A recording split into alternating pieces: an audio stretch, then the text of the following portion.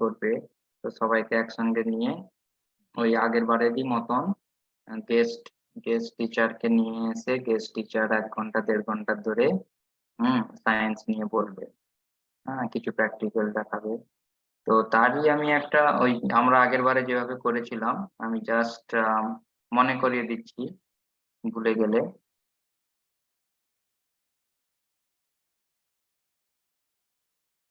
তোমরা আমার স্লাইড দেখতে পাচ্ছ? হ্যাঁ স্যার। হ্যাঁ স্যার। তো আমরা কিছু কিছু ফান এক্সপেরিমেন্ট করব। হ্যাঁ, কিছু কিছু থিওরি যে আছে সেই থিওরি গুলোকে হাতে নাতে করেও এক্সপেরিমেন্ট করেও বুঝবো থিওরিটা কি, তার পিছনে লজিক কি। আর লাইফ সায়েন্স, ফিজিক্যাল সায়েন্স, হ্যাঁ, কেমিক্যাল সায়েন্স, এদেরই থিওরি বেস করে যে এক্সপেরিমেন্ট করা যায় সেগুলো আমরা করব। আর তার সঙ্গে সঙ্গে বিভিন্ন এনার্জি নিয়ে ডিসকাশন করব, মানে এনার্জি কিভাবে রূপান্তরিত হয়, স্টোর হয় কিভাবে। হ্যাঁ, তার আর একটা যেটা আছে যে বিভিন্ন ঘটনা ঘটে কিন্তু আমরা কারণ জানি না। সেই ঘটনা আম, কারণ না জানার জন্য অনেকে অনেকভাবে টপকে যায়। তো যেটা যেটা কুসংস্কার থাকে, লোকে বলে এটা হচ্ছে, কিন্তু কারণ আমরা জানি না বলে মনে হচ্ছে চোখের সামনে ওরা ভুল কিছু দেখাচ্ছে, আমরা বুঝতে পারছি না। তো সেগুলোর কারণও আমরা করব হাতে নাতে, যেটা কুসংস্কার আর বিজ্ঞান। ওটা ওটা ওর পিছনে কারণ কি, বিজ্ঞান কি, লজিক কি, সেগুলো। তো আগের বারেরই মতন আমরা কিছু ক্লাস করব। এবার তোমাদের যদি কিছু মনে হয় আমরা নতুন ভাবেও কিছু করতে পারি, যেটা তোমাদের মনে হয় দরকার, মানে আমরা যেটা মিস করে যাচ্ছি, তোমাদের যদি মনে হয় তাহলে আমরা আমাদেরকে বলতে পারো তোমরা, তাহলে আমরাও সেগুলো কভার করব, বুঝেছো? তোমাদের তোমাদের যদি মনে হয় যে স্যার এইগুলো এগুলো কভার করলে ভালো হয়, তো তোমরা আমাকে বলতে পারো। বুঝতে পারছো? হ্যাঁ স্যার। হ্যাঁ স্যার। হ্যাঁ। তো তোমাদের কি এমন কোনো টপিক মনে পড়ছে যেটা তার কারণ বললে বা কিছু এক্সপেরিমেন্ট করে দেখালে ভালো হবে? তোমাদের কি এরকম কোনো কিছু টপিক মাথায় আসছে যেটা কেউ করায়নি বা দেখায়নি, হ্যাঁ, কেউ বোঝায়নি? তো আমরা সেটাকে বোঝানোর চেষ্টা করব। তোমাদের কোনো আসছে এরকম কোনো টপিক বা বিষয়?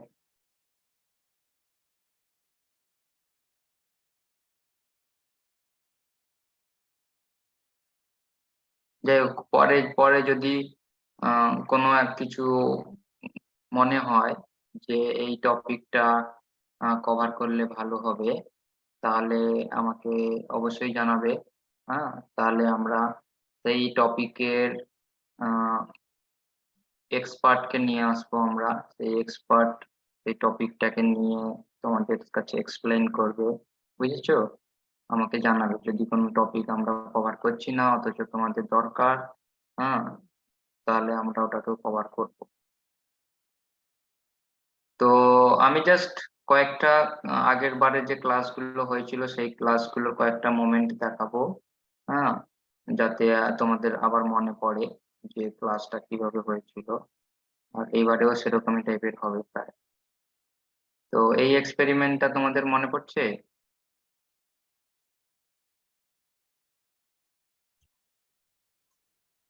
এক্সপেরিমেন্ট দেখেছো? হ্যাঁ স্যার। হ্যাঁ স্যার। এটা কি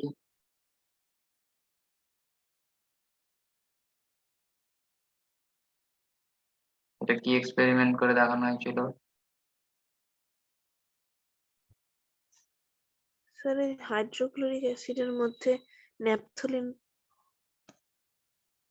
হাইড্রোক্লোরিক অ্যাসিডের মধ্যে ন্যাপথলিন বলো। ন্যাপথলিন দেওয়া হয়েছিল, তারপরে কার্বন ডাই অক্সাইড উৎপন্ন হচ্ছিল। হুম। না, হাইড্রোক্লোরিক অ্যাসিড তো অ্যাসিডের সঙ্গে সোডিয়াম বাইকার্বনেট, যেটা বেকিং সোডা পাউডার, তার সঙ্গে ওটা রিয়াকশন করে কার্বন ডাইঅক্সাইড তৈরি হয়। তো ন্যাপথেলিন এখন আসছে না, ন্যাপথেলিন এখন আসছে না। আগে কার্বন ডাইঅক্সাইড তৈরি হচ্ছে, তারপরে ওই কার্বন ডাইঅক্সাইডটা ন্যাপথেলিনের গায়ে লেগে যাচ্ছে। তো প্রথমে কার্বন ডাইঅক্সাইড তৈরি হচ্ছে অ্যাসিড আর বেসের সঙ্গে রিয়াকশন করে। এখানে অ্যাসিড হিসেবে আছে HCl, বা হাইড্রোক্লোরিক অ্যাসিড। আর এইখানে যে আছে না CO3, তো এটা হচ্ছে কার্বনেট গ্রুপ। এই HCO3 মানে বাইকার্বনেট, আর এটা সোডিয়াম, তো সোডিয়াম বাইকার্বনেট। হ্যাঁ, এটার সঙ্গে রিয়াকশন হয়ে সোডিয়াম ক্লোরাইড তৈরি হয়, Na+Cl-। আর এই H, আর এখানকার যে একটা O আছে, সেই ওটা নিয়ে এখানে 3টা অক্সিজেন আছে না, তো 3টা অক্সিজেনের মধ্যে দুটো অক্সিজেন CO2 হয়ে যাচ্ছে, এই যে CO2, আর একটা অক্সিজেন এই H, আর এই H নিয়ে হচ্ছে জল। তো এখানে যেটা তৈরি মেন গ্যাস হচ্ছে, সেটা হচ্ছে কার্বন ডাইঅক্সাইড। এই গ্যাস কার্বন ডাই অক্সাইডটা ন্যাপথেলিনের সঙ্গে লেগে গিয়ে ন্যাপথেলিনের আয়তন বাড়িয়ে দেয়। এবার আয়তন বেড়ে গেলে অপসারিত তরলের আয়তনও বেড়ে যাবে, তাই না? আর্কিমিডিসের যে ল আছে। হ্যাঁ, এবার অপসারিত তরলের আয়তন যদি বেড়ে যায়, তাহলে ওই জিনিসটা ভেসে ওঠে, তাই না? হ্যাঁ স্যার। হ্যাঁ, ওই জন্য ডাব জলে ডুবে যায়, নারকেল জলে ভেসে ওঠে, কারণ ডাবের যা আয়তন, সেই আয়তন সমপরিমাণ, তারা অপসারিত তরলের আয়তন সমান হয়, কিন্তু ওজনটা মাপলে ডাবের ওজন বেশি হয়।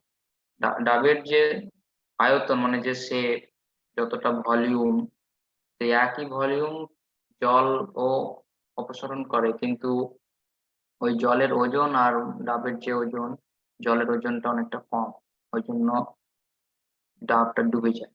আর নারকেলের বেলায়, নারকেলটা অপসারিত যে তরলের আয়তন, হ্যাঁ, ডাব তার যে ওজনটা আর ওই নারকেলের ওজনটা কম হয়।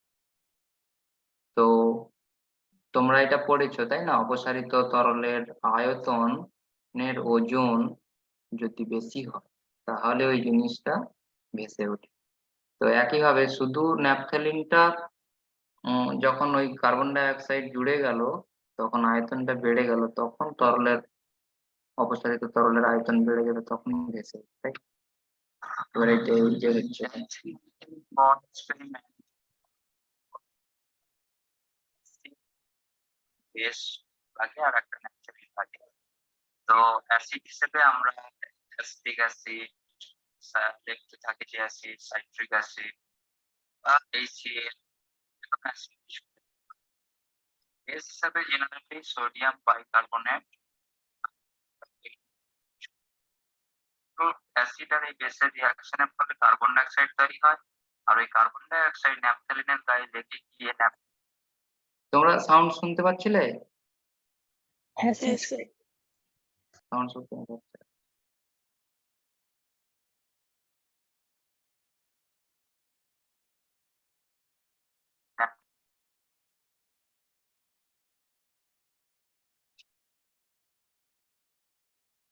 ন্যাপথেলিনের বল আয়তনে বেড়ে যায় এবং হালকা হয়ে যায়, তখন ভেসে ওঠে।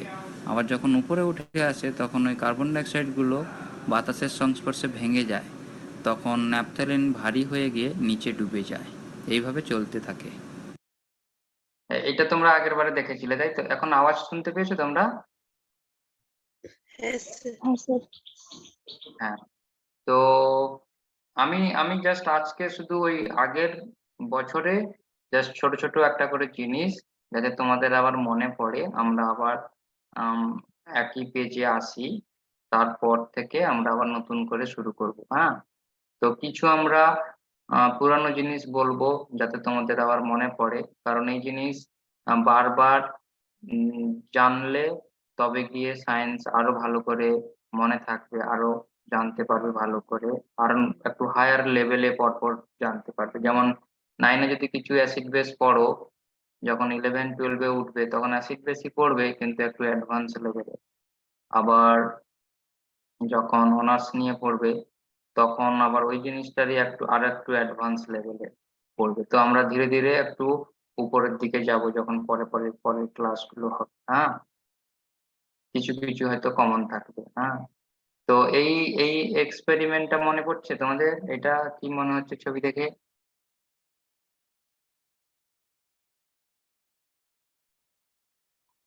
এই ক্লাসটা মনে পড়ছে তোমাদের? অ্যাটেন্ড করেছিলে তোমরা? হ্যাঁ স্যার, এখানে কুসংস্কার বিষয়ে বলা হচ্ছিল। হুম হুম। তো ওখানে পাতিলেবুতে হ্যাঁ, কি বলো। একটা, মনে নেই, কোন কোনো একটা পদার্থ দেওয়া হয়েছিল, ইনজেকশন করে ইনজেক্ট করে দেওয়া হয়েছিল, আর যে ছুরি দিয়ে কাটা হয়েছিল ওর গায়েও একটা রাসায়নিক পদার্থ ছিল, যারা হ্যাঁ বিক্রিয়া করে লাল বর্ণ উৎপন্ন করে। হ্যাঁ। আর আর মানে যারা কুসংস্কারে বিশ্বাস করে তখন কোনো কিছু সমস্যায় পড়লে তখন তারা ছুটে যায় তান্ত্রিকের কাছে, বা মন্দিরে যায়, বা যারা বুঝিয়ে বলে যে আমার কাছে এসো, তাহলে তোমার সমস্যার সমাধান করে দেবো। তখন যখন যায় তখন তাকে বলা হয় যে আমি একটা লেবু কাটছি। লেবু কাটলে তো লেবুর রস বেরোনোর কথা, তাই না? কিন্তু ওই তান্ত্রিক তাদেরকে বলে যে যদি লেবু কাটার সময় রক্ত পড়ে, তাহলে তুমি যে সমস্যায় নিয়ে আমার কাছে এসছো সেটা খুব ঘোরতর সমস্যা, খুব ক্রিটিক্যাল সমস্যা। হ্যাঁ, তো যখন তার সামনে ছুরি দিয়ে ওই লেবু কাটে তখন লেবু থেকে রক্ত পড়ে। তো কিন্তু আমরা জানি কি লেবু কাটলে লেবুর রস বেরোবে, এবং যার কোনো কালার নেই, তাই না? হ্যাঁ। তো ওই তান্ত্রিক কি করে, ওই লোক আসার আগে ইনজেকশনে করে, এই ইনজেকশনের মধ্যেই ফেরিক মনে হচ্ছে আয়রনের ক্লোরাইডের সল্ট, সেইটা এই সিরিঞ্জের ভিতরে ভরে এখানে লেবুর মধ্যে দিয়ে দেয়। আর এই ছুরিতে লাগিয়ে রাখে অ্যামোনিয়াম থায়োসায়ানেটের সলিউশন। তো এটা হচ্ছে কালারলেস, এটা হচ্ছে কোনো কালার নেই, জলের মতন দেখতে। আর নুনের মতন এটা দেখতে, সলিড। তো নুনের মতন দেখতে, জলে দিয়ে দিলে জাস্ট জলই লাগে। তো সেইটা যদি এই ছুরিতে মাখানো যায় তখন তুমি বাইরে থেকে বুঝতে পারবে না যে লেবুর ভিতরে এই আয়রনের সলিউশনটা আছে। তখন যখনই কাটবে তখনই এর সঙ্গে রিয়াকশন হয়ে যায়। হ্যাঁ, অ্যামোনিয়াম থায়োসায়ানেটের ফেরিক ফেরো অ্যামোনিয়াম থায়োসায়ানেটের একটা কমপ্লেক্স তৈরি হয়, যেটা এই রংটার লাল রং হয়। হুম। কিন্তু ও লোকটা তো জানে না, কিন্তু তান্ত্রিক জানে। তো তান্ত্রিকটা তাকে জাস্ট বোকা বানায় যে লেবু কাটছি অথচ রক্ত পড়ছে। হুম। এখানে এখানে এবারে যখন এই ছুরিটা দিয়ে এফিসিএল3 মানে লেবুটাকে কাটবে, এই এফিসিএল3 আর অ্যামোনিয়াম সায়ানাইড রিয়াকশন করে আয়রন, এই যে এই কমপ্লেক্সটা বানায় আয়রন হেক্সাসায়ানাইড, ঠিক আছে? এইটার কালার হচ্ছে রেড ব্লাড কালার, এবং তাতে এই রক্ত বেরিয়েছে বলে মনে হচ্ছে। আসলে কিছু না, এখানে একটা কেমিক্যাল রিয়াকশন হয়েছে, ছুরিতে লাগানো অ্যামোনিয়াম থায়োসায়ানেট আর লেবুর ভিতরে ইনজেক্ট করা আয়রন ক্লোরাইড, দুটো রিয়াকশন করে ফেরিক থায়োসায়ানেটটা তৈরি করেছে, এবং সেইটার জন্যই ওই লালটা রক্তটা বেরিয়েছে, যেটা রক্ত বলছে ওটা অ্যাকচুয়ালি একটা কেমিক্যাল। তো এবারেও আমরা যখন ক্লাস শুরু করব তখন ম্যাডাম, জয়িতা ম্যাডামও আসবে। তখন এই ক্লাসটা আরো অ্যাডভান্স লেভেলে পড়াবে, এবং জয়িতা ম্যাডাম আরো একটা দুটো অ্যাডিশনাল ক্লাস নিবে। তো তোমাদের যদি কোনো ইন্টারেস্টিং টপিক থাকে, মনে হয় যে এই টপিকের উপরে পড়ালে বা এই বিষয়টাকে পড়ালে ভালো হয়, আমাকে জানাতে পারো। না হলে আমাদের যে টপিক গুলো আছে সেই টপিক গুলো আমরা পড়াবো, বুঝেছো? তো জয়িতা ম্যাডাম এবারেও ক্লাস নেবে। এটা মনে পড়েছে? এটা তোমরা অ্যাটেন্ড করেছো?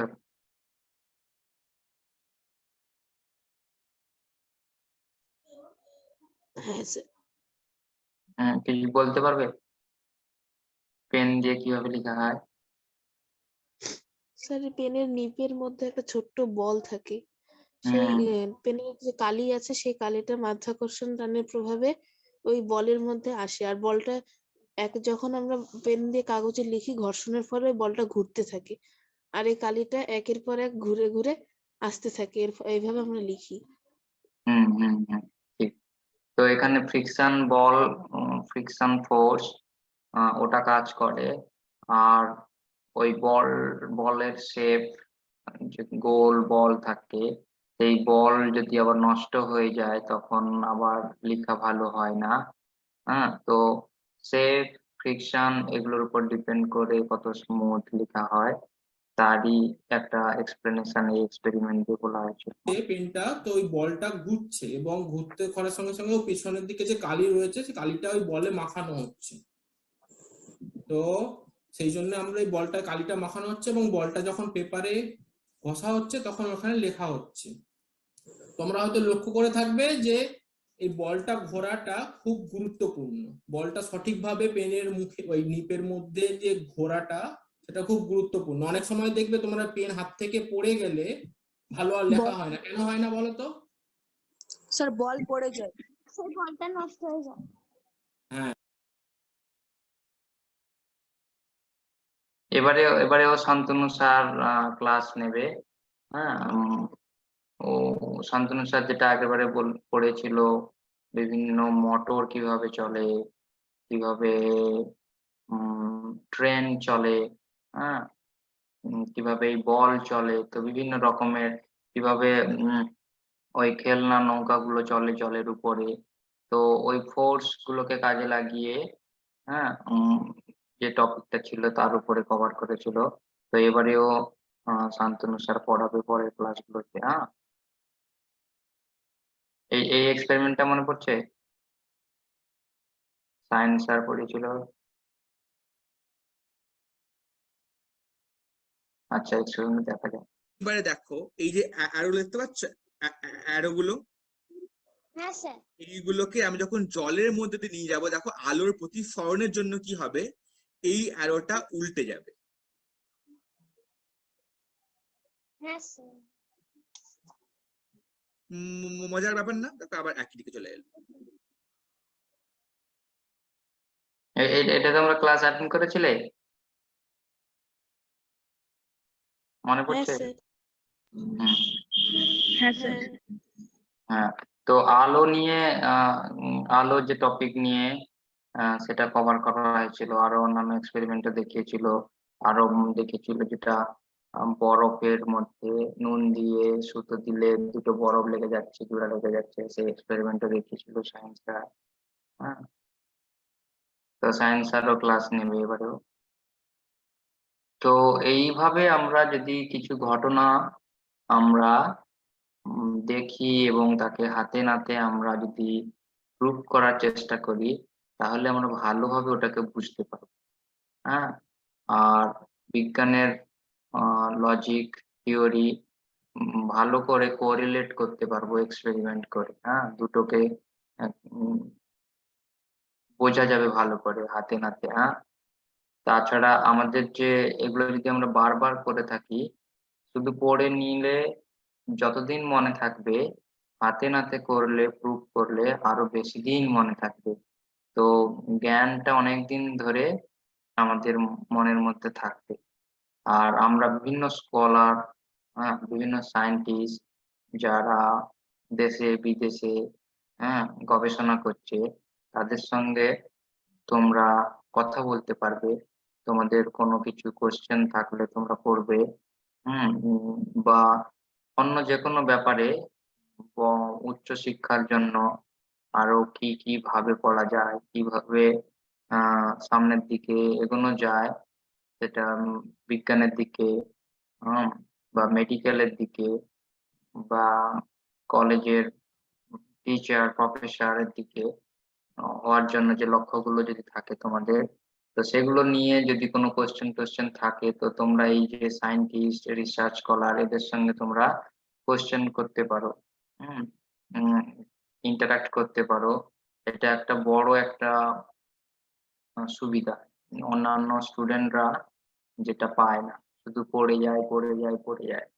কিন্তু কিভাবে পড়লে, কি কি বিষয় পড়লে সামনের দিকে বা পরের দিকে কাজে লাগবে, সেগুলো তোমরা কোশ্চেন করতে পারো, জানতে পারো। হ্যাঁ, সেটা খুব হেল্পফুল হবে তোমাদের। তো এরকমই যদি কোনো টপিক, কোনো কিছু জানার ইচ্ছা থাকে, তাহলে তোমরা কোশ্চেন করতে পারো, বুঝেছো? যে আমি আমি টিচার হতে চাই, আমি আম, এই বিষয়ের প্রফেসর হতে চাই, কিংবা আমি মেডিকেল নিয়ে পড়তে চাই, কি আমি ইঞ্জিনিয়ারিং নিয়ে পড়তে চাই, কি আমি গবেষণা করতে চাই। হ্যাঁ, এবং কি বিষয়ে গবেষণা করতে চাই। তো কি যারা এই রিসার্চ স্কলার আছে, সায়েন্টিস্ট আছে, তাদের তারা যখন পড়াবে, তারা যখন তাদের ল্যাব নিয়ে শেয়ার করবে, তখন তোমরা দেখতে পাবে যে কিভাবে রিসার্চ হয়। মানে বেশি না বুঝতে পারলেও হালকা কিছু একটা আইডিয়া পাবে। আর কোনো কোয়েশ্চেন থাকলেও তোমরা করতে পারো। হ্যাঁ, শুধু যেটা পড়ছো, পড়ার বাইরেও হতে পারে, চোখের সামনে অন্য কিছু দেখছো, সেটাও হতে পারে। হ্যাঁ, বা অন্য অন্য কিছু জানার থাকলেও সব রকমের কোয়েশ্চেন করতে পারো। তো এই ক্লাসটা মেন মোটিভ হচ্ছে তোমাদেরকে উম, বিজ্ঞানের প্রতি, হ্যাঁ, যাতে আগ্রহ বাড়ে। হ্যাঁ, যা কিছু কোয়েশ্চেন থাকে, হ্যাঁ, সেগুলো যদি অজানা থাকে, সেগুলোকে জানার চেষ্টা করা হয়। তো এই ক্লাসটা হচ্ছে কোনো ভয় পাবে না। হ্যাঁ, উম, উম, যা কিছু মনে থাকছে বা আসছে, কোনো কারণের ঘটনা ঘটছে, তুমি জানতে পারছো না, তুমি জিজ্ঞাসা করতে পারো। হুম, তো আমাদের আমাদের এই প্র্যাকটিক্যাল সায়েন্সটা হচ্ছে তোমাদেরকে হেল্প করা আর বিজ্ঞান মনোভাব তৈরি করা তোমাদের মধ্যে।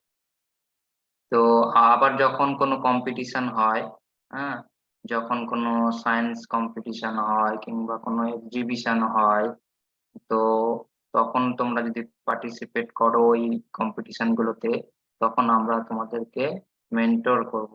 হুম, তোমাদেরকে আমরা কি কি করলে হয়তো ভালো হবে, সেগুলো আমরা একটু গাইড করবো হয়তো।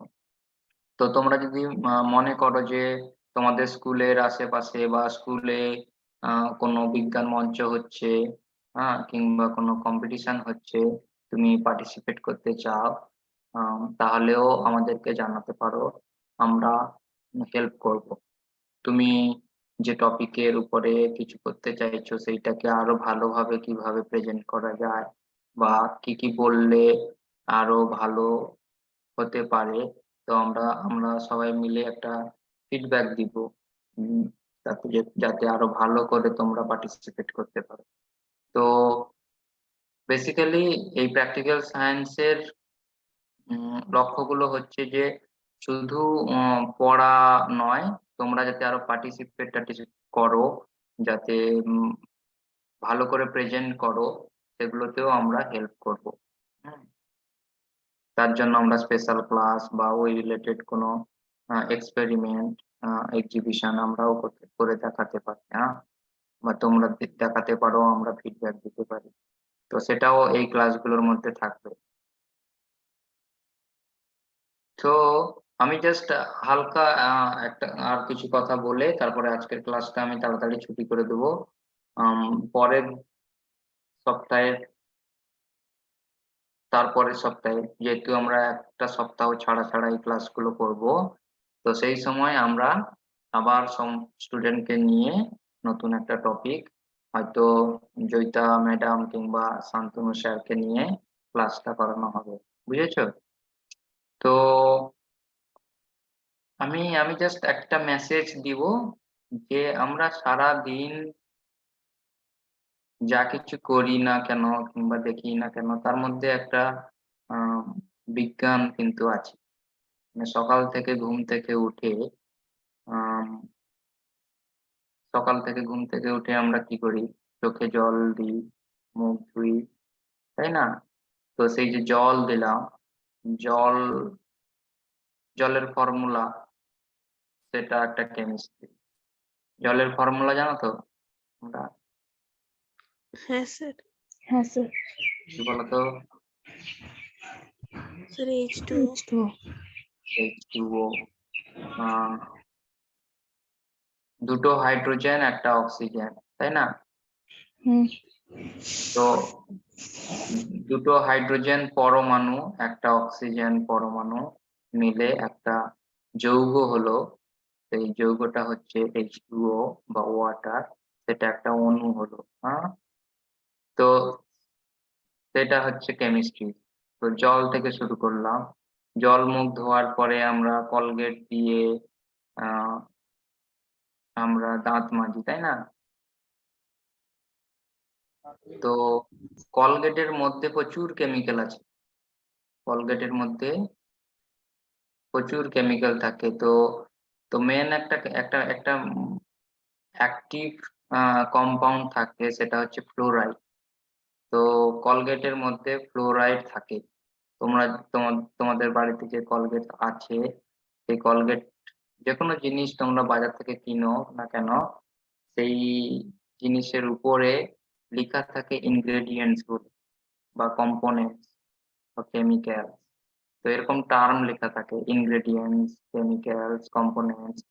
তো তার মধ্যে দেখবে কলগেটের মধ্যে যদি তুমি দেখো, কলগেটের মধ্যে লেখা যেটা আছে বা কলগেটের এনভেলাপের উপরে যেটা লেখা আছে, দেখবে ফ্লোরাইড থাকবেই, থাকবে, কলগেটের মধ্যে ফ্লোরাইড থাকবে।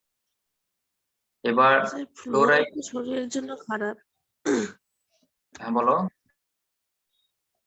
ফ্লোরাইড তো শরীরের জন্য খারাপ। তো এবারে আমরা যেটা থাকে সোডিয়াম ফ্লোরাইড, হ্যাঁ, সোডিয়াম ক্লোরাইড এবং একটা নির্দিষ্ট পরিমাণ থাকে, তো খুব বেশি থাকে না, যেটা গেলে শরীরে খারাপ হয়ে যাবে।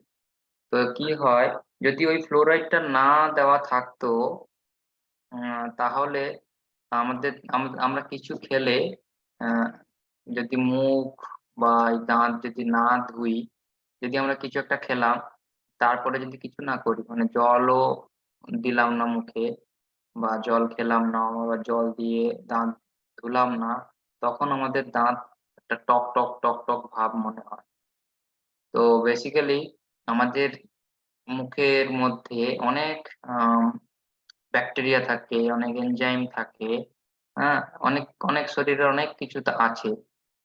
তো সেগুলো নিয়ে আমরা একটা লেকচার দেবো হয়তো, গেস্ট টিচারকে নিয়ে এসে। তো আমি জাস্ট একটু বলছি। তো আমাদের শরীরে প্রচুর এনজাইম থাকে, ব্যাকটেরিয়া থাকে, তাই না? তো যখন আমরা কিছু খাই, সেটা যদি আমরা কিছু ভাত খাই, ভাত হচ্ছে আবার সুগার, কার্বোহাইড্রেট। তো ওই কার্বোহাইড্রেট কি হয়, বা যে কোনো ওই খাবারগুলো আমাদের ওই এনজাইম ব্যাকটেরিয়ার সঙ্গে রিয়াকশন করে কেমিক্যাল তৈরি করে, যে দাঁতের উপরে আহ প্রলেপের মতন বসে, দিয়ে দাঁতকে ক্ষয় করে দেয়। তো এই ফ্লোরাইড কি করে, এই ফ্লোরাইড ওইগুলোকে তাড়ানোর চেষ্টা করে। তো ফ্লোরাইড থাকে যাতে ওই দাঁতের উপর যে নোংরা বসার চেষ্টা করছে, খাওয়ার পরে যদি আমরা ভালো করে মুখ না ধুই, দিয়ে যে রিয়াকশন হয়, শুধুই খাবারটা বসে থাকে না, খাবারের সঙ্গে আমাদের শরীরের যে এনজাইম ব্যাকটেরিয়া আছে সেগুলো রিয়াকশন করে দাঁতের উপরে বসতে থাকে শুরু করে, তখন আরো বেশি করে আহ দাঁত থেকে গন্ধ বেরোয়, দাঁত ক্ষয় হতে শুরু করে। তো সেটা যাতে আম, তাড়ানো হয়, তার জন্য ফ্লোরাইডটা লাগে। তো ওই জন্য খুব উম, নির্দিষ্ট পরিমাণ ফ্লোরাইড থাকে। এবার ফ্লোরাইড, হ্যাঁ, বেশি পরিমাণে নিলে আম, শরীরের ক্ষতি হতে পারে, কিন্তু তারা অপটিমাইজড করেছে, দিয়ে নির্দিষ্ট পরিমাণ ফ্লোরাইডটা থাকে। তারপর আরো অনেক কিছু থাকে কলগেট পেস্টের মধ্যে, যেটা থাকে জল থাকে, হুম, গ্লিসারল থাকে, সরবিটল থাকে, তারপরে যে বিভিন্ন রকমের ফ্লেভার হয়, হ্যাঁ, কোনো কোনো কলগেট মিষ্টি লাগে, কোনো কোনো কলগেট পেস্ট কোনো স্বাদ থাকে না। আবার কোনো কোনো পেস্ট ঠান্ডা লাগে, মিন্ট ফ্লেভার থাকে, তো বিভিন্ন রকমের ফ্লেভার থাকে। তারপরেও যেমন যেমন জামা কাপড় পরিষ্কার জন্য আমরা সোপ ইউজ করি, সোপে সোপ অয়েলের সঙ্গে রিয়াকশন করে সেটাকে কোলোয়েড তৈরি করে বের করে দেয়। তোমরা কোলোয়েড নাম শুনেছো? না স্যার। তো তোমরা দ্রবণ জানো তো, দ্রবণ? হ্যাঁ স্যার। হ্যাঁ স্যার। হ্যাঁ, তো দ্রবণ অনেক প্রকারের হয়, সম্পৃক্ত দ্রবণ, অতিপৃক্ত দ্রবণ, অসম্পৃক্ত দ্রবণ, হয় না? এরকম নাম শুনেছো? হ্যাঁ স্যার। হ্যাঁ, এবার কোলোয়েড হচ্ছে এক রকমের এই দ্রবণ, কিন্তু তাতে কিছু পার্টিকেল থাকে। জেলির মতন দেখতে হয়। পার্টিকেল থাকে, তো ওটা ঠিক সলিউশনের মতন না, আবার ঠিক সলিডও না, হুম, আবার তার ঠিক মাঝামাঝি। হুম, তো সাবান সাবান কি করে? সাবান জামা কাপড় পরিষ্কার করে, তাই না? হ্যাঁ স্যার। হ্যাঁ, কিন্তু জামা কাপড়ের মধ্যে অপরিষ্কার যে জিনিসগুলো থাকে সেগুলো বেসিক্যালি আমাদের ঘাম, তেল, এগুলোই।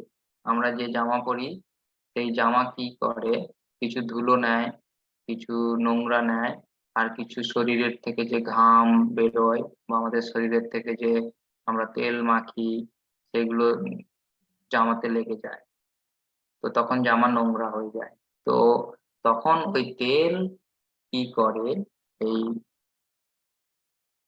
সাবানের মধ্যে যে থাকে ক্ষার, তার সঙ্গে রিয়াকশন করে, হ্যাঁ, দিয়ে একটা মিশ্রণের মতন তৈরি করে। সেটা ঠিক সলিউশন নয়, সেটা দ্রবণ, এক প্রকার দ্রবণ, তাকে বলা হয় কোলোয়েড। তো দাঁত মাজার মধ্যেও এক রকমের ওই ক্ষার থাকে, যেটা আমাদের দাঁতের মধ্যে যে নোংরা লেগে থাকে আম, সেটাকে পরিষ্কার করতে সাহায্য করে। তো সোপ বা সাবানে একটা কনসেন্ট্রেটেড পরিমাণ থাকে, খুব তীব্র ক্ষার থাকে। হ্যাঁ, কিন্তু কলগেটের মধ্যে এই তীব্র থাকে না, খুব হালকা পরিমাণ থাকে। তো এই L'Oréal sulphate, sodium L'Oréal sulphate থাকে। এটা ঠিক ওই সাবান যেমন নোংরা বের করে, এই সোডিয়াম লরিয়াল সালফেট ও আমাদের দাঁত থেকে নোংরা বের করতে সাহায্য করে, ঠিক সাবানের মতন কাজ করে। আরো অনেক কিছু থাকে। তো আমরা উম সকালে উঠে জল দিলাম, তারপরে কলগেট দিয়ে দাঁত মাজলাম, সবকিছুতেই সায়েন্স আছে, কেমিস্ট্রি আছে। তারপরে আমরা যে কিছু খাই, কিছু খাওয়ার সময় আমরা আহ নুন ইউজ করি, তাই না? নুন নুন হচ্ছে সোডিয়াম ক্লোরাইডের সল্ট। তো সেটা কেমিস্ট্রি, NaCl, সোডিয়াম ক্লোরাইডের সংকেত। তারপরে আমরা নুন ছাড়া আমরা যখন কিছু খাই সকালে উঠে, মিষ্টি জাতীয়, কেউ শরবত খায় সকালে, হ্যাঁ, উম নুন, চিনি, লেবু দিয়ে, তো সবগুলোতে কিন্তু কোনো না কোনো কম্পোনেন্ট আছে। নুনে যেমন আছে সোডিয়াম ক্লোরাইড, জলে H2O, সুগারে আছে, সুগারের ফর্মুলা জানো? বলো। হ্যাঁ স্যার। C12H22O11। O11।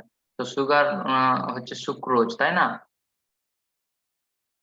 পরীক্ষায় পড়ে সুগারের ফর্মুলা কি? হ্যাঁ, C12H22O11।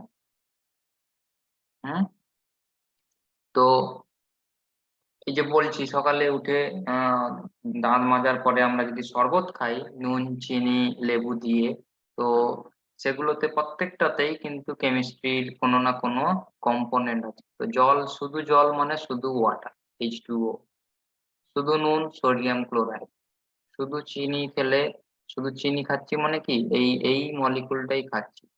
হ্যাঁ, তো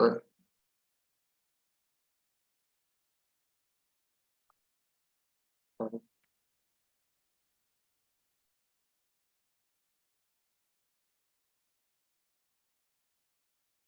দেখতে পাচ্ছ তোমরা? হ্যাঁ স্যার। হ্যাঁ, তো এইটা হচ্ছে সুগার মানে চিনি, আর এটা তার কেমিক্যাল ফর্মুলা। আর এই উপরে যেটা দেখা যাচ্ছে সেটা হচ্ছে তার কেমিক্যাল স্ট্রাকচার। তো সুগারটা বেসিক্যালি এরকমই দেখতে, যেমন H2O যেমন দেখতে, ও আর এইচ, একদিকে একটাতে ও থাকে, H2O টা কেমন ও, আর এদিকে এইচ থাকে, এদিকে এইচ থাকে। আবার এই এইচ ওর সঙ্গে আবার যুক্ত থাকে, তখন অন্য একটা ওয়াটার এরকম থাকে, এখানে এইচ, এখানে এইচ। তো এটা একটা জল, এটা একটা জল, আবার এই এইচ এরকম এরকম করে আবার অন্য একটা অক্সিজেন অন্য একটা ওয়াটারের সঙ্গে এরকম যুক্ত। তো শুধু যে আমরা জলটা দেখি তাতে কিন্তু এই একটা শুধু নেই, শুধু H2O নেই, এরকম অনেক H2O আছে, এবং তারা একে অপরের সঙ্গে কানেক্টেড, এবং খুব যে বন্ড দিয়ে কানেক্টেড সেগুলোকে বলে হাইড্রোজেন বন্ড। তো এরকম এইচ অন্য একটা ওয়াটারে এই বন্ডটা স্ট্রং হয়, কিন্তু এই যে অন্য একটা মলিকুলের সঙ্গে বন্ডটা উইক হয়, সেগুলো এরকম হাইড্রোজেন বন্ড। তো প্রত্যেকটা হাইড্রোজেন ওই অক্সিজেনের সঙ্গে এ, অন্য মলিকুলের হাইড্রোজেন গুলো বন্ধনের মাধ্যমে থাকে, সেটাকে হাইড্রোজেন বন্ধন বলা হয়। Hydrogen bond. যাই হোক, তো চিনিটার ফর্মুলা হচ্ছে এইটা C12H22O11। চিনিটাকে দেখতে এরকম হয়, আর তার কেমিক্যাল স্ট্রাকচার মানে এই যে কার্বন গুলো কেমন আছে, তো এখানে এখানে একটা কার্বন, এখানে একটা কার্বন, এখানে একটা কার্বন। হ্যাঁ, তারপরে যে অক্সিজেন আছে 11 অক্সিজেন, সেই 11টা অক্সিজেন কেমন কোথায় কোথায় আছে, এখানে একটা অক্সিজেন, এখানে একটা অক্সিজেন, অক্সিজেন অক্সিজেন অক্সিজেন। তুমি যদি কাউন্ট করো 1 2 3 4 5 6 7 8 9 10 11টা। হ্যাঁ, তারপরে হাইড্রোজেনও আছে সবগুলোতে, এরকম তুমি যদি কাউন্ট করো তাহলে 22টা পাবে। তো সেই সেই তার এগুলো হচ্ছে তার ডিটেলস, মানে আরো ভিতরে। হ্যাঁ, আবার এগুলো কেন উপরের দিকে আছে, এগুলো কেন নিচের দিকে আছে, এগুলো আরো বড় হলে আরো ভালো করে পড়বে। হ্যাঁ, কিন্তু যেটা বলতে চাইছি, প্রত্যেকদিন দৈনন্দিন জীবনে আমরা যা কিছু ইউজ করি সেগুলো কিছু না কিছু একটা কেমিক্যাল ফর্মুলা বা কেমিক্যাল আছে। হ্যাঁ, আমরা যদি কিছু খাই, যদি আমরা ভাত খাই, সেটা একটা কার্বোহাইড্রেট, সেটা কার্বোহাইড্রেট মানে ওই গ্লুকোজ সুক্রোজ ওইগুলোই। যদি আমরা কোনো কিছু প্রোটিন খাই, তো প্রোটিনে কি হয়, অ্যামাইনো অ্যাসিডের অনেকগুলো অ্যামাইনো অ্যাসিড থাকে। হ্যাঁ, অ্যামাইনো অ্যাসিড পরে পড়বে, অপরিহার্য অ্যামাইনো অ্যাসিড কি, সেই অ্যামাইনো অ্যাসিড অনেক বন্ধনের সঙ্গে যুক্ত থাকে, দিয়ে পেপটাইড বন্ড তৈরি করে। হ্যাঁ, পেপটাইড বন্ড হচ্ছে অ্যামাইড বন্ড। হ্যাঁ, এগুলো যেমন অক্সিজেন বন্ড, তো সেখানে আর একটা CO থাকবে আর নাইট্রোজেন থাকবে। এই মলিকুলে কোনো নাইট্রোজেন নেই, যেমন শুধু কার্বন আছে, হাইড্রোজেন আছে, অক্সিজেন আছে। হুম, তো ওই প্রোটিনের মধ্যে নাইট্রোজেন থাকে, কার্বন হাইড্রোজেন অক্সিজেন তো থাকেই, তার সঙ্গে সঙ্গে নাইট্রোজেন থাকে, তখন ওটা প্রোটিন হয়। হ্যাঁ, আবার কার্বোহাইড্রেট হলো একটা, প্রোটিন হলো একটা। আবার যখন তুমি কিছু তেল জাতীয় কিছু খাবে, সেই তেল জাতীয়তে অ্যাসিড গ্রুপ থাকে। অনেক অনেক অক্সিজেন থাকে, অনেক হাইড্রোজেন থাকে আর কার্বন থাকে। তো সেগুলো হচ্ছে অ্যাসিড থাকে আর বিভিন্ন অ্যালকোহল যুক্ত থাকে। তো বেসিক্যালি বলতে চাইছি কার্বোহাইড্রেট, প্রোটিন, ফ্যাট সবগুলোই কিন্তু এই কার্বন, হাইড্রোজেন, অক্সিজেন, নাইট্রোজেন এগুলো নিয়ে। তো শুধু খাওয়ার জিনিস নয়, মানে এই গ্লাসটা যে দেখছো, এই গ্লাসটাও একটা কোনো না কোনো কেমিক্যাল দিয়ে আছে। এই গ্লাসটা হচ্ছে সিলিকা দিয়ে থাকে, মানে প্রচুর সিলিকন আছে এই গ্লাসের মধ্যে। হম তো সিলিকন আছে আর অক্সিজেন আছে, হাইড্রোজেন আছে। সিলিকন সিলিকন সিলিকন সেই জুড়ে গিয়ে গ্লাস তৈরি হয়। তারপরে তোমরা পেন্সিল দিয়ে যে লিখো, পেন্সিলের ভিতরে যে কালোটা থাকে সেটা কার্বন। সেটা কি নাম জানো? Sir graphite. গ্রাফাইট। তো বেসিক্যালি ওটা কার্বন। গ্রাফাইট হচ্ছে কার্বনের আর একটা রূপ। কেমন ভাবে প্যাকিং হচ্ছে কার্বন গুলো তার উপরে ডিপেন্ড করে ওটা কয়লা হবে, নাকি ওটা গ্রাফাইট হবে, নাকি ওটা ডায়মন্ড হবে। ডায়মন্ড জানো তো? ডায়মন্ড সব থেকে শক্তিশালী, কিন্তু আবার ওটা অধাতু। কারণ কি, ওটা কার্বন দিয়ে শুধু তৈরি। হুম আম, তো বেসিক্যালি যা কিছু তোমরা দেখছো সবকিছুই সায়েন্স আছে, কেমিস্ট্রি আছে, সেটাই বলতে চাইছি। আবার বায়োলজি, ফিজিক্স এগুলো আছে, পরে পরে আসবে। আরো যত তুমি ডিটেলে যাবে তত তুমি আরো নতুন কিছু জানবে। হ্যাঁ এটা হালকা আমি বলেছিলাম। তো তেমনি এবার খাদ্যের মধ্যে যদি আবার যেমন একটা উদাহরণ এটা দিচ্ছি, সর্ষের তেল। সর্ষের তেল যেটা বললাম, তেল মনে হচ্ছে আম, অনেকগুলো হাইড্রক্সি গ্রুপ থাকে, আরো অ্যাসিড গ্রুপ থাকে। আবার এই তেলের মধ্যে যে স্পেশাল কিছু থাকে, যেমন সর্ষের তেলে থাকে এই অ্যালাইল আইসোথায়াসায়ানেট, তার জন্য আমরা ঝাঁঝালো গন্ধ ফিল করি। পেঁয়াজে থাকে যেটা, সেটা হচ্ছে সালফক্সাইড রিএজেন্ট। এটার জন্য আমরা পেঁয়াজে ঝাঁঝালো ভাব পাই। চোখ দিয়ে জল বেরিয়ে যায়, কারণ এটা রিয়াকশন করে চোখের সাথে। হ্যাঁ এটা আমরা সহ্য করতে পারি না। তো আমরা দৈনন্দিন জীবনে যা কিছু দেখি তার মধ্যে কোনো না কোনো কিছু কম্পাউন্ড আছে। হ্যাঁ তো এই যে ফুলটা হয়েছে, এই হলুদ কেন হয়েছে, হলুদ তাতে কি কেমিক্যাল আছে সব জানা যাবে। হ্যাঁ তারপরে এইটা যে লিকুইড, হ্যাঁ নারকেল তেলও লিকুইড, কিন্তু আবার ঠান্ডা হয়ে গেলে সলিড হয়ে যায়। হুম সব কারণ আছে, কেমিস্ট্রি আছে, সায়েন্স আছে। হ্যাঁ তারপরে এই পেঁয়াজের রং, কোনো কোনো পেঁয়াজ সাদা হয় কেন, কোনো কোনো পেঁয়াজ লাল হয় কেন, পাতা কেন সবুজ হয়। হ্যাঁ তো সব কিছুতেই ব্যাখ্যা করা যাবে। তো তোমরা হয়তো কিছু কারণ জানো, তোমরা হয়তো কিছু জানো না। তো যেগুলো জানো না সেগুলো যদি তোমরা জানতে থাকো তাহলে আরো ইন্টারেস্টিং হবে। তোমরা হয়তো কোনোদিন কোনো কিছু নতুন একটা বের করলে। হম কেউ হয়তো ভেবেছে এটা খুবই সিম্পল, কোনো কোশ্চেন করছো না, হয়তো ওটাই জানা নেই, ওটাই কেউ বলেনি যে এই জন্য এটা হচ্ছে। বা আরো কি হয়, কিছু কিছু কিছু জিনিস করতে করতে কেউ যদি কিছু করে যায় সেটাও ভুল প্রমাণ হয়। হ্যাঁ তখন তখন তুমি আরো নতুন কিছু আইডিয়া দিলে, নতুন কিছু বললে। ধরো কেউ একটা বলে দিয়ে গেছিল যে এইটার জন্যই এটা ঝাঁঝালো সর্ষের তেল হয়, এই সালফার, কার্বন, নাইট্রোজেন, এই অ্যালাইল আইসোথায়োসায়ানেট, এই রিএজেন্টটার জন্যই এটা ঝাঁঝালো হয়। তো তুমি যদি কোনো একদিন রিসার্চ করলে, তার এই প্রত্যেকটা মলিকুল তেলের মধ্যে যদি কিছু আছে সবকিছু দেখতে দেখতে দেখলে যে মেন এটাই নয়, হয়তো দেখা গেল যে অন্য একটা কম্পাউন্ড তার জন্য হয়তো ঝামেলা হচ্ছে।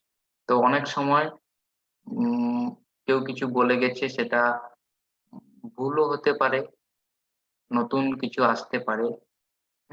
আবার কোনো কোনো সময় কেউ কিছু বলেনি, কেউ কিছু ওটা ওটা ডিসকভারি করেনি, তখন সেটাও নতুন ভাবে তুমি রিপ্রেজেন্ট করতে পারো, নতুন কিছু তুমি নিয়ে আসতে পারো বিজ্ঞান চর্চাতে। তো সেটাই আমি এটাই বলছি যে আমাদের চোখের সামনে দৈনন্দিন জীবনে অনেক কিছু ঘটনা ঘটে, অনেক কিছু হয়, চোখে দেখি, তার অনেক কারণ জানা নেই। তো তোমরা জানতে চাইলে জানতে পারবে, বুঝেছো? হ্যাঁ, এবারে ইন্টারেস্টিং কিছু ঘটনা বেরিয়ে আসতে পারে চর্চার মাধ্যমে, হয়তো হয়তো কেউই ওটা বলে। তেমনি ফিজিক্সেও অনেক উম পাখি কিভাবে উড়ে, হ্যাঁ, এরোপ্লেন রকেট কিভাবে চলে, হ্যাঁ, আওয়াজ কিভাবে হয়, লাইট কিভাবে জ্বলে, লাইট কত স্পিডে যায়, লাইট কেন বিভিন্ন রকমের হয়, হ্যাঁ, সাদা, ব্লু, নীল কিভাবে হয়, সেগুলো আবার ফিজিক্স আছে। তো সবকিছুই বিজ্ঞানের সঙ্গে কোনো না কোনো ভাবে জড়িত আছে। তো আমি আজকে এখানেই ক্লাসটা বন্ধ করব।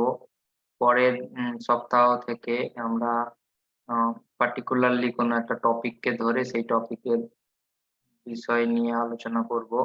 আজকে জাস্ট আমি একটা পুরানো ক্লাস আর কিভাবে হবে, হ্যাঁ, এগুলো নিয়ে একটু আলোচনা করছিলাম, আর ভাবছিলাম নতুন কোনো স্টুডেন্ট হয়তো জয়েন করবে, তাদের সঙ্গে পরিচিত হবে। কিন্তু জানি না কেন জয়েন করতে পারেনি নতুন কয়েকজন স্টুডেন্ট, তারা ইন্টারেস্টেড ছিল।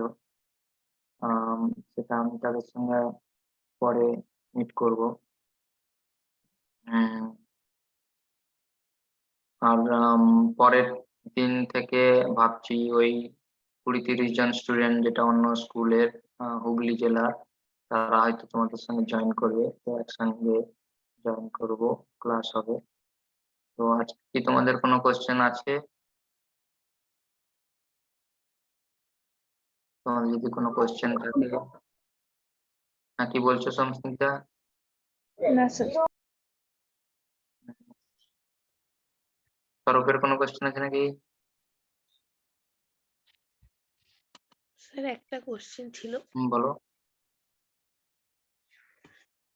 যে যখন আমরা বাড়িতে আর্থিং করি বা যখন বজ্রপাত হয় তখন সেটা মাটিতে গিয়ে সেটার পাওয়ার 0 হয়ে যায়, বলো। মানে মাটিটা কি তড়িৎ স্তরে সুপরিবাহী? মাটি তড়িতের সুপরিবাহী কিনা? হ্যাঁ। তো অ্যাকচুয়ালি আমাদের ওই যে যেটা বলছো বজ্রপাত, সেটা হচ্ছে বাড়ির উপরে আহ একটা মেটাল জাতীয় কিছু থাকে। হ্যাঁ, যখন প্রচুর পরিমাণে আম, উপরে ওটা বিভব সৃষ্টি হয়। তোমরা ক্লাসে উঠলে পড়বে যে বিভব মানে যখনই কোনো দিকে ক্যাটায়ন অ্যানায়ন তৈরি হয়, তখনই ইলেকট্রিক ফ্লো তৈরি হয়। তো ওই তড়িৎ বিভব তৈরি হয়, এই তড়িৎ বিভবের ফলে ওই কারেন্ট সৃষ্টি হয়। ওই কারেন্টটা যখন কিছু উঁচু কিছু কেউ কোনো কিছু উঁচু দেখে, হুম, সেটা গাছ হতে পারে, সেটা বাড়ির উপরে কিছু মেটাল থাকতে পারে, কিংবা কাঠ থাকতে পারে। তো কিছু একটা উঁচু জিনিস থাকলে ওইটাকেই অ্যাটাক করে প্রথম। তো তারপরে কি হয়, যদি কেউ মাঠে ঘাটে থাকে, তখন আমাদের বডি কিন্তু তড়িতের সুপরিবাহী। হ্যাঁ, আমাদের বডিতে যে রকমের ফ্লুইড আছে বা যা কিছু আছে, যেমন সোডিয়াম ক্লোরাইড জলে দিয়ে দিলে শুধু জল তড়িতের কুপরিবাহী, শুধু জল তড়িতের কুপরিবাহী। কিন্তু জলে যদি কোনো লবণ জাতীয় কিছু বা আয়ন জাতীয় কিছু থাকে, যেটা অজৈব যৌগ যদি থাকে, তাহলে ওই দ্রবণটা সুপরিবাহী হয়ে যায়। তেমনি তোমার কোশ্চেন হচ্ছে যদি মাটিতে বিভিন্ন রকমের কেমিক্যাল বা অজৈব জৈব এগুলো থাকে, তো তখন ওটা আবার তড়িৎ ক্যারি করতে পারে, মানে তড়িৎ প্রবাহ হতে পারে সেই মাটিতে। তো বেসিক্যালি কি হয়, ওই বজ্রপাত হয় যখন, তখন ওটাকে বলে আর্থিং। তো উপরে, বাড়ির উপরে বা ছাদে বা যে কোনো একটা উঁচু জায়গাকে ওই বজ্র অ্যাটাক করে, তখন ওর থ্রু দিয়ে মাটিতে যায়। তো ওর একটা তো শেষ হতে হয়, তো সেটা ওই উঁচু জায়গাতে অ্যাটাক করে তার থ্রু দিয়েই উম, মাটিতে যায়। তো সেখানে আম, প্রবাহ হচ্ছে, তো ওই সামহাউ ওই তড়িৎ সবকিছু থ্রু দিয়ে, মানে ঘর বাড়ি কাঠ গাছ থ্রু দিয়ে মাটিতে যাচ্ছে। আর সেই সময় কি হয়, যখন যখন বজ্রপাত হয় তখন কিন্তু বৃষ্টি হয়। হুম, বৃষ্টির আগে বা পরে বা বৃষ্টি চলাকালীন বজ্রপাত হয়। তো যেহেতু বৃষ্টি হচ্ছে তখন ওই হেল্প করছে জল জল হেল্প করছে পুরো সিস্টেমটাকে পরিবহন করাতে, মানে তখন জল শুধু কাঠ হয়তো তড়িৎ পরিবহন করে না, কিন্তু জলযুক্ত কাঠ আবার তড়িৎ পরিবহন করে, তখন আবার শক লাগে। হ্যাঁ, তো ওই আর কি সবকিছু মিলে পরিবহন করতে সাহায্য করছে ওই মাটিটাতে। সব তুমি কি বুঝতে পারলে? হ্যাঁ স্যার। Interesting question. হ্যাঁ, এটা এটা তোমরা 11-12 উঠলে উম, হয়তো এখন তোমরা 9-10-এও পড়তে পারো। আমাদের সময় 11-12 ছিল। এই বজ্রপাত আহ, কিভাবে হয়, তারপরে কিভাবে সেভ করা যায় ঘরকে, ঘর যাতে নিরাপদে থাকে, তার জন্য কি করলে বজ্রপাতের সময়ও ঘর ঠিক থাকবে। হুম, আচ্ছা, আর কোনো কোয়েশ্চেন আছে নাকি? না স্যার এখন নেই। আচ্ছা, তাহলে তোমাদের এই টাইমটা ঠিক থাকছে।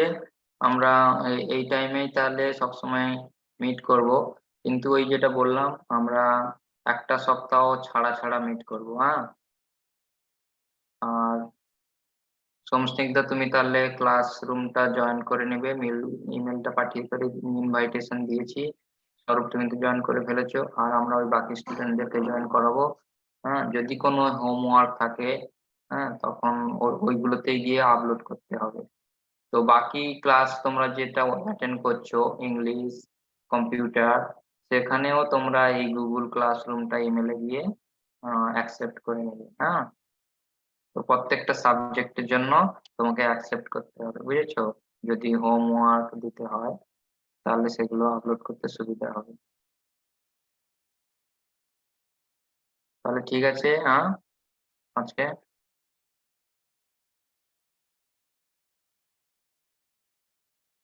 তাহলে শেষ করছি। হ্যাঁ।